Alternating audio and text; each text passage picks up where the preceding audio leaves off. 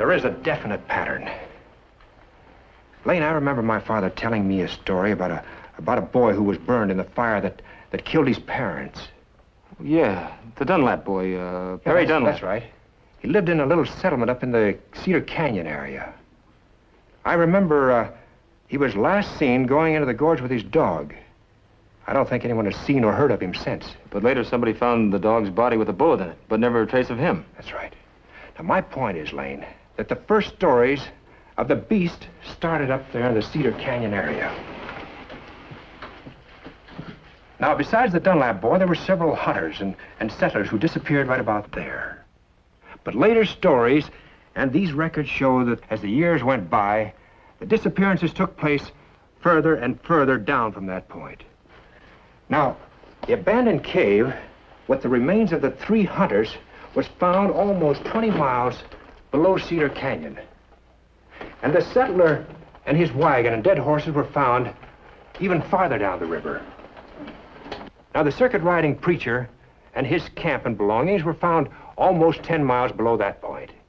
But his horse showed up almost 20 miles further down the river. The fellow who took his dog for a walk last year. He disappeared even closer to Cimarron City. You're right, Matt. There sure is a pattern. Do you think there's a chance it might just be renegade Indians doing this? Well, there's always a chance, Lane. But the tribes themselves were scared out of the timber area when they heard the stories. Now, if it was one of them, I'm sure they would have known about it. No, that's right, too. But there's one thing we can be sure of. Mr. Hargrave's disappearance and my dead steer proves this. Whoever it is, or whatever it is, it's now operating in our own backyard. Matt! Yes, what is it, Silas? There's a rumor traveling around like wildfire that's likely to get out of hand. I figured the quickest way to stop it was to come straight to you. It ain't a rumor, Silas. My boys don't make up stories out of their own heads. They heard Mr. Rockford himself telling Doc Hodges that the beast of the Cimarron was here, right close to town. Now, you gonna deny that, Mr. Rockford? Well, now, let's not get panicky about this. Yeah, Mr. Rockford, you know my boys well. Yes, I know them quite well. I won't have people thinking they're storytellers like Silas says. Why, I never... You did say it, didn't you?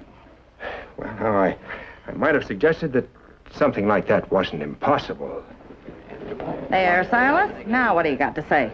Well, say if it is true, we darn well ought to do something about it. Well, I should say so. All right. Now, let's not get carried away. Just because there's something going on here that we don't quite understand.